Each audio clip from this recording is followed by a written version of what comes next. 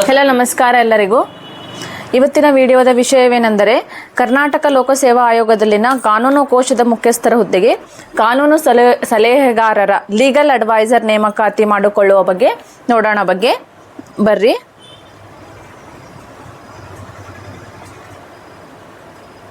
ಇಲಾಖೆ ಹೆಸರು KPSC, Karnataka public service commission.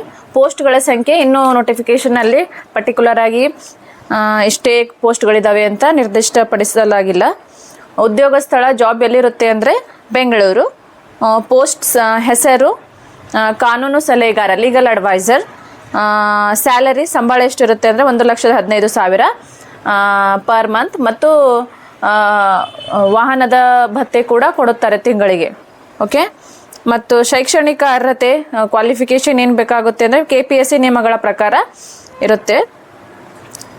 ಈ ಫಾರ್ಮನ್ನು ಯಾರು ಫಿಲ್ ಮಾಡ್ಬೋದು, ಇದಕ್ಕೆ ಯಾರು ಕ್ವಾಲಿಫೈ ಅಂತ ಅಂದರೆ ನಿವೃತ್ತ ಜಿಲ್ಲಾ ಮತ್ತು ಸತ್ರ ನ್ಯಾಯಾಧೀಶರು ಅರ್ಜಿ ಸಲ್ಲಿಸತಕ್ಕದ್ದು. ಜಿಲ್ಲಾ ಮತ್ತು ಸತ್ರ ನ್ಯಾಯಾಧೀಶರು ಅರ್ಜಿ ಸಲ್ಲಿಸತಕ್ಕದ್ದು ಅಂತ ಪರ್ಟಿಕ್ಯುಲರೇ ಕೊಟ್ಟಿದ್ದಾರೆ.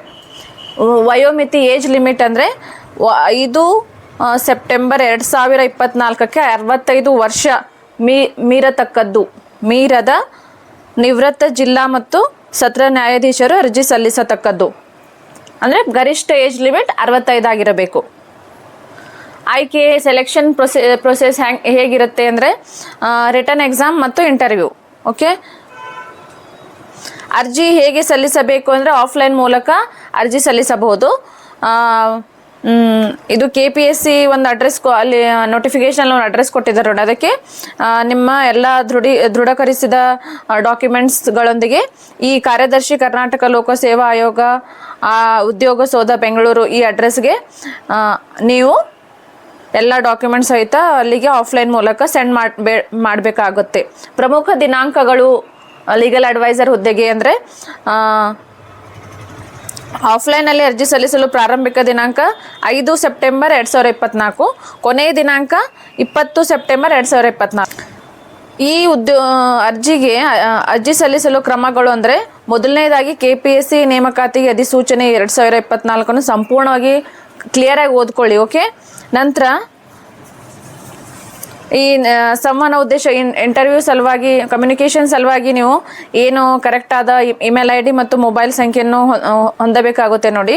ಎಲ್ಲ ID, ವಯಸ್ಸು, ಕ್ವಾಲಿಫಿಕೇಷನ್, ಎಲ್ಲ ಇತ್ತೀಚಿನ ಫೋಟೋ, ರೆಸ್ಯೂಮ್, ಯಾವುದೇ ಅನುಭವವಿದ್ದರೆ ಇತ್ಯಾದಿ ದಾಖಲೆಗಳನ್ನು ಸಿದ್ಧವಾಗಿಡಿ.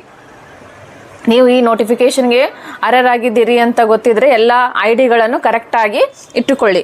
ಓಕೆ.